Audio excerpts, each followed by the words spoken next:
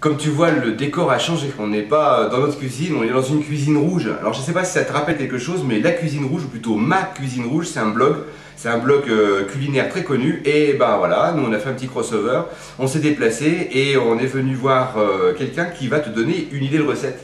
Salut, comment tu vas? Ça va, et toi?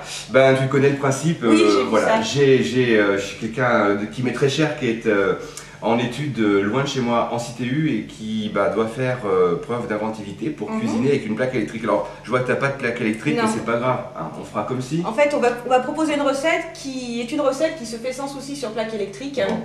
Sauf qu'ici elles ne sont pas électriques. Bon, ça va. Par contre ici c'est bien rouge, hein. On peut confirmer. Ah là, il n'y a pas de problème. C'est effectivement rouge. Ouais, j'aurais même pu mettre le tablier éventuellement, mais je me non, ça va le faire comme ça. Dis-moi, la recette que tu as préparée, c'est quoi? Alors la recette que j'ai préparée, parce que j'ai trouvé que pour l'instant il n'y avait pas des tonnes de desserts dans ce que vous aviez proposé, et je me suis dit que le dessert c'était bien, c'était réconfortant, et que ça pouvait être aussi bien goûté que dessert d'ailleurs, et donc c'est des petites crèmes au chocolat. Eh ben écoute, très bien. Qui sont ultra faciles à faire, ultra rapides et qui permettent en quelques minutes de se faire quelque chose. Alors tu connais le principe, hein, quelques minutes, il va falloir que tu le fasses et que ça dure quelques minutes et que ce soit surtout quelque chose de facile et qui donne envie pour des gens qui n'ont pas l'habitude. Exactement. Bon, c'est à toi de jouer. Voilà, ok, je te laisse. Merci. Alors pour faire ces petites crèmes au chocolat, il nous faut du chocolat, du lait, du sucre vanillé, un petit peu de farine de maïs qui va nous permettre de lier et un peu de sucre classique. L'intérêt de cette recette, c'est qu'en fait, elle ne nécessite pas non plus d'avoir beaucoup d'instruments de mesure parce qu'on peut faire globalement ça à la louche, on va dire.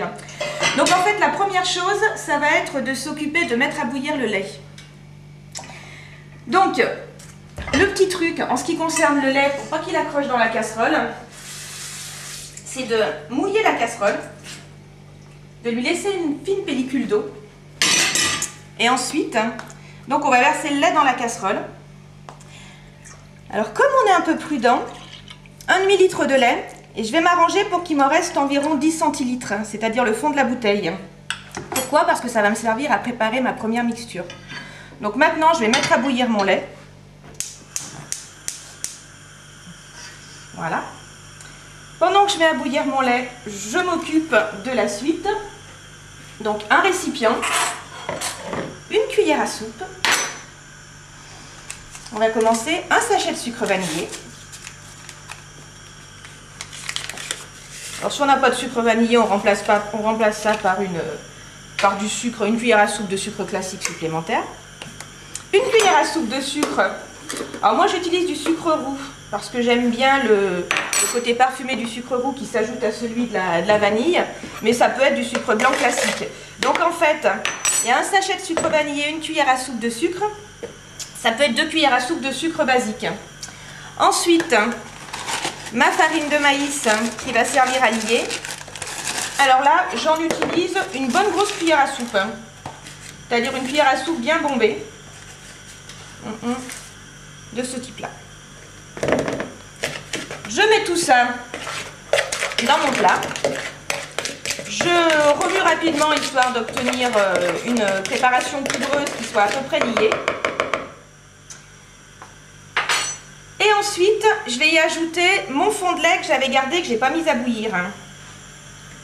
Donc en ce qui concerne le fond de lait, j'ai environ comme je disais, 10 centilitres, c'est à peu près ça. Donc j'ai passé mon demi-litre de lait. Maintenant, instrument assez pratique, même dans une petite cuisine d'étudiant, c'est le fouet. Alors, ça peut se remplacer par une fourchette, mais disons que le fouet permet de mélanger plus rapidement et sans trop de grumeaux. Parce que plus la préparation sera fluide et moins on risque d'avoir des grumeaux quand on passera à la phase cuisson. J'ai obtenu quelque chose comme ça, de bien liquide et de bien lié, sans grumeaux apparents.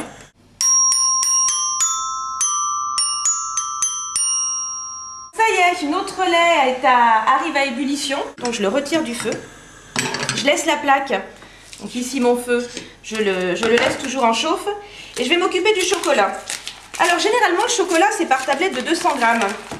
Ce qui est encore une fois très pratique parce que nous pour la recette, on a besoin de 100 grammes. Donc on va couper la tablette de chocolat en deux. Et on va s'occuper d'en casser la moitié. Donc dans mon lait bouillant, je fais fondre mes carrés de chocolat. Donc en remuant bien. Comme le lait est très chaud, ça va pas prendre beaucoup de temps. Alors cette recette, c'est l'art d'accommoder les restes. C'est-à-dire que parfois, il peut y avoir des carrés de chocolat qui traînent à la maison, de diverses tablettes. Je les mets dedans à ce moment-là. Sinon, c'est vrai que l'avantage du chocolat à pâtisser, c'est qu'ils font bien, qu'ils font vite. Et donc, on obtient quelque chose de plus homogène. Donc voilà, là, je crois qu'on a à peu près tout fait fondre. Donc maintenant, l'étape qu'on pourrait appeler l'étape délicate de la chose. J'ai ma préparation avec la maïzena. Je vais verser mon lait chocolaté dans cette préparation. Voilà. Je vais remuer très rapidement. Et ensuite, je vais le reverser une fois qu'il est bien mélangé, ce qui se fait très vite. Je le reverse dans ma casserole. Voilà. Je repasse maintenant sur ma plaque électrique. Et là, par contre, je n'arrête pas de remuer. Je n'arrête pas de remuer jusqu'à obtenir une toute petite ébullition qu'on va guetter. Alors, ça va aller assez vite, hein. Normalement, c'est moins d'1 minute.